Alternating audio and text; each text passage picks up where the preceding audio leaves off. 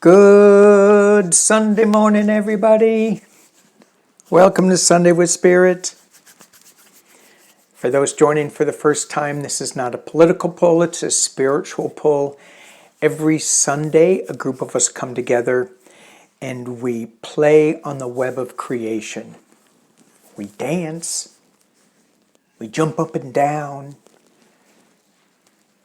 And I was wondering what people think they are dancing on in this web. Is it like a spider web? Is it a water web? Are there such things? I think, yes. A light web? And I would like us to imagine that it's a light web. As we raise our vibration from the 3D to the light beings that we are, and we just went through this Lion's Gate portal of 888, where the energy that is hitting us from the planets, from the star systems, from the photon belts, the ley line straightening, all this energetic positivity hitting us, making us lighter and brighter. So imagine the web as a light web. And how does that feel? How does that feel playing on that? So today I wanted to look back on the Lion's Gate energy. How do we process that energy that has been infiltrating our spaces? I was going to say bombarding, and that may be the right word, but it feels like it's just melding and we're blending with it. So the way that I've set this up, I'm using the shamanic three worlds, upper, middle, lower world. I'm using the star seed oracles, star stream oracle for the upper and the lower worlds. The upper world, for those who don't know, is where a shaman or a traveler who does a journey can go up to the upper world to get guidance from the higher source, creator, their angels, spirit guides, star seed guides, the galactics.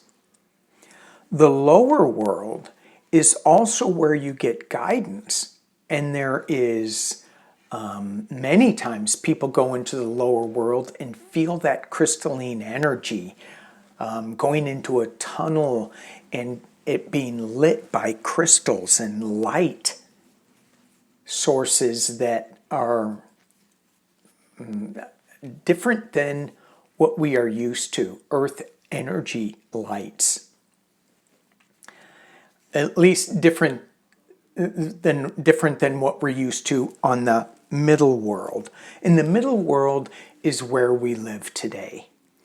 But the middle world also has unseen beings, elementals, Sasquatch,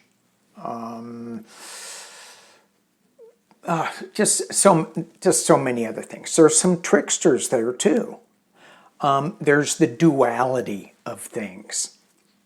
So as we move through this Lion's Gate portal and we find ourselves today 8-11-8, which is, I think, fascinating because we have the Lion's Gate portal of last year bookending a master number of 11. And I don't know what that means numerology-wise. It feels powerful. double eights, double one, new beginnings, buckle up. And I think that's what it means. So let's take a look at the cards and how do we process this energy? See if we can get a clearer idea on our path, on what we're experiencing, how this fits into our day-to-day life. And as always with these, I appreciate your comments. I read every one of them. They enhance the reading. We are all light workers with our own individual paths, but we all feel the same path. We're all on the same path. Some are just taking a different step than the others. So, and as again, your interpretation of the cards are super valuable to share. All right, let's take a look at the star. Let's start off with the Brady Tarot in the center. I've also clarified it with Mother Peace. So let's see what we get. First card, we get the Daughter of Roots. I love this card. Daughter of Roots, Daughter of Pentacles. And this is all about learning.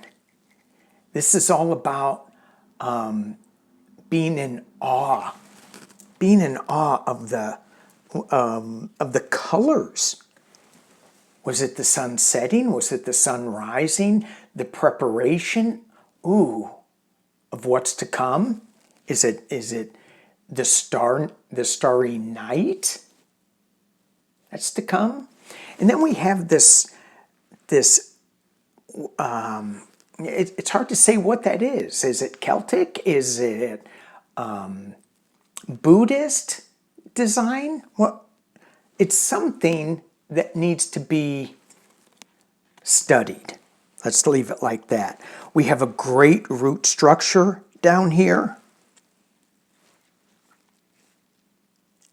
So our base is really good for learning. And there's more to this card, but I don't want to jump into all of that detail right now.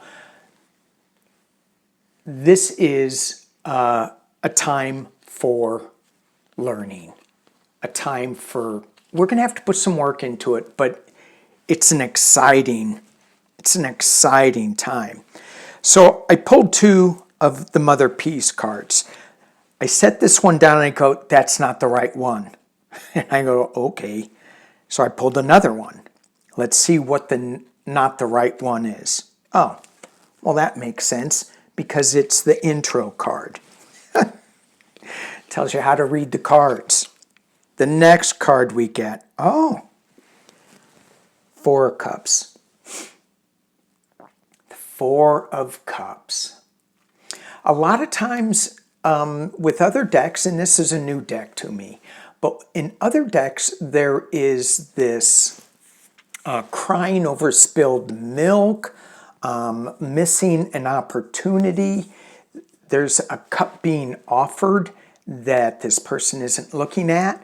But in this deck, what I see is, once again, naked woman, and the Mother Peace. They're all naked women on this card. Well, there's some naked men too. But I see this woman dancing in a creek bed that's flowing to the ocean. Dancing in the water. Dancing in the Four of Cups. I think it's dancing in the opportunity is what I get of learning, of newness. The next one we get, yes. Hey, we got a bonus card. But the first one is the burden. This is the 10 of Wands.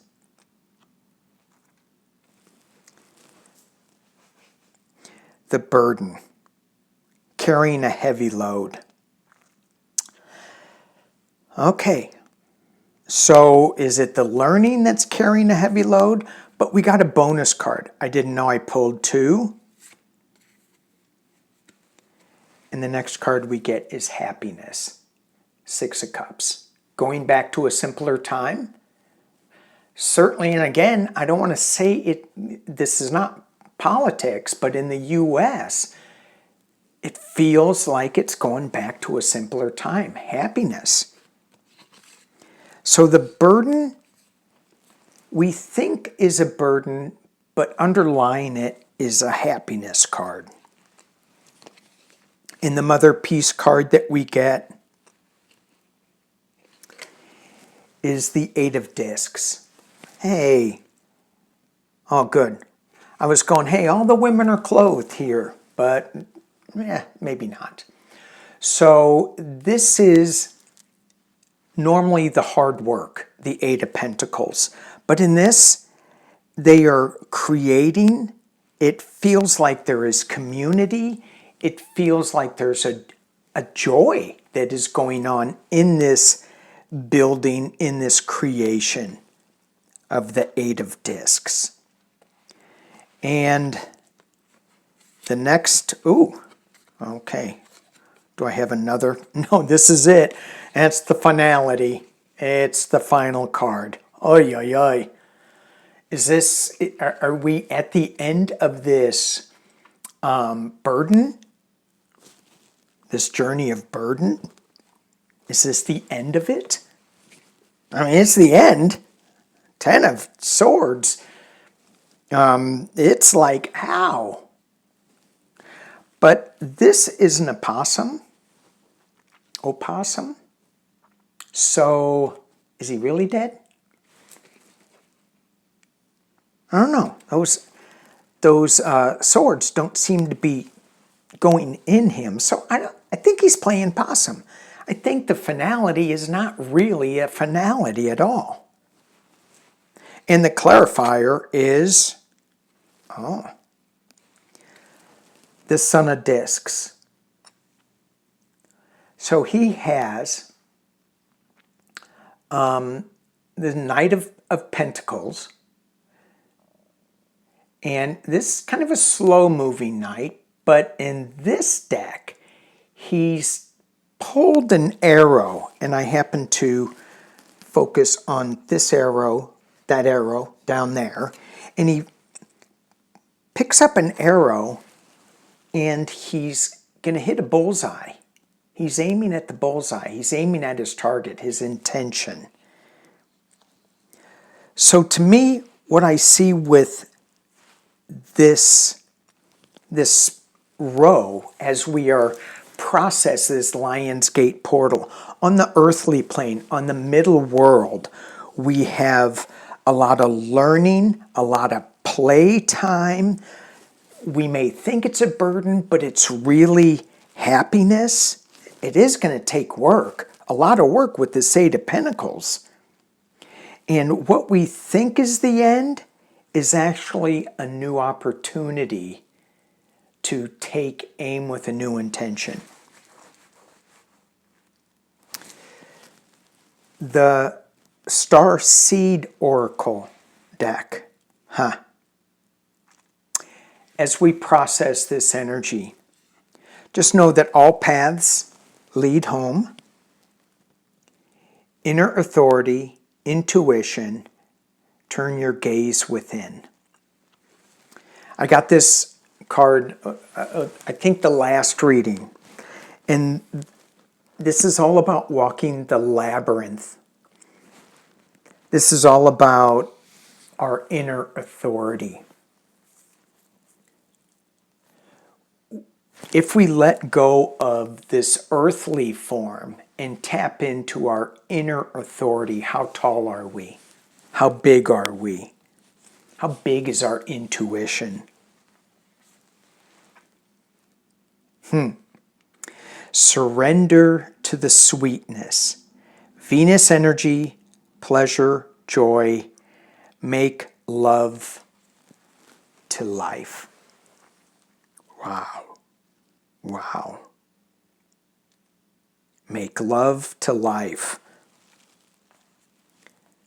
joy, happiness.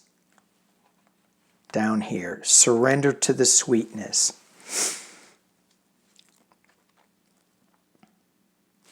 And as we are spiritual beings having this earthly experience, surrendering to the sweetness of life, whatever position we're in, there's always room for gratitude. There's always something to be grateful for. Whether it's the pillow under your head, whether it's the fact that we can turn on water and it flows.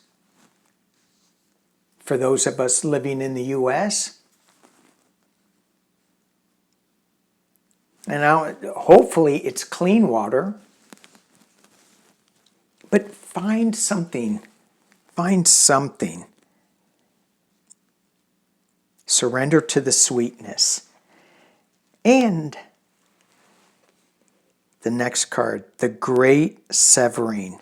Mars energy, anger, conflict, softening to love. Wow. Certainly this Mars energy that we've been feeling, and I think a lot of the world has been feeling, is softening to love.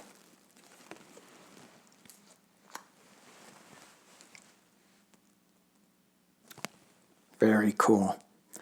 And the lower world energies, reflect and release the essence of St. Francis. Reflect and release. When we look at the Lion's Gate portal and we process the energy that's gone through, we reflect on the energy that is flowing around us. There's a releasing of things that are holding us back. And with this St. Francis card, it just feels that there is strong power animal association that we can use to help us release some of our past hurts, some of our past lives. We call on our power animals, and maybe just our furry friends that we have with us right now on this plane of existence, to help us release hurts, to bring us joy.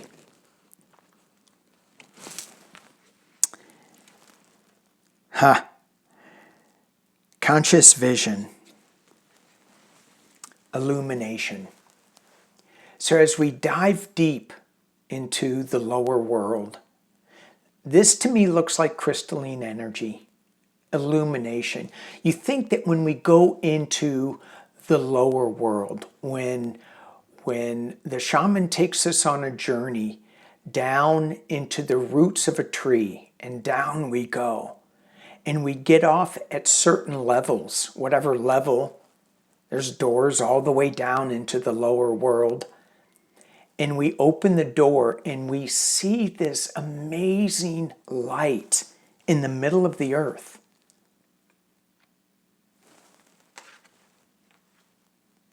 There is illumination coming from this portal energy that we've been absorbing. And the last card we get from this Lion's Gate portal energy, we get the Selkie. Shapeshift, transform, and what's that? Experience a new reality. Powerful.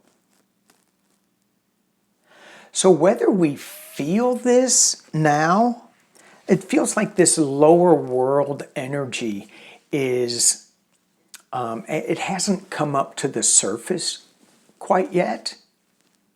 Maybe it has for some. I mean, if we live in the essence of St. Francis, or we live in the surrender to the sweetness, the pleasure, the joy, the Venus energy, That's the shapeshift. How do we shapeshift from the Mars energy, the great severing, the anger, the conflict, to the Venus energy? I don't know, we're walking this path. Not one path is the right path because all paths lead to joy. All paths, when you shapeshift them, transform experience into a new reality. With illumination, intuition. There's a learning curve. Don't look at the burden, look at the happiness. Don't look at the finality, look at the new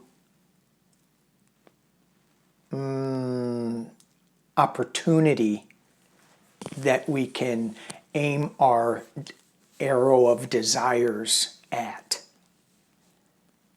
And as I'm always saying that when I go into a meditation, when I go into a journey, it's all about clear intention. He's only got one arrow. He's only got one target. He's going to make it count. And it comes from somebody who thinks they're dead. The finality card. We're just playing possum to who we can be. All right, all right, all right. Thank you so much for being here. Appreciate you all. Have a great week. Peace and love.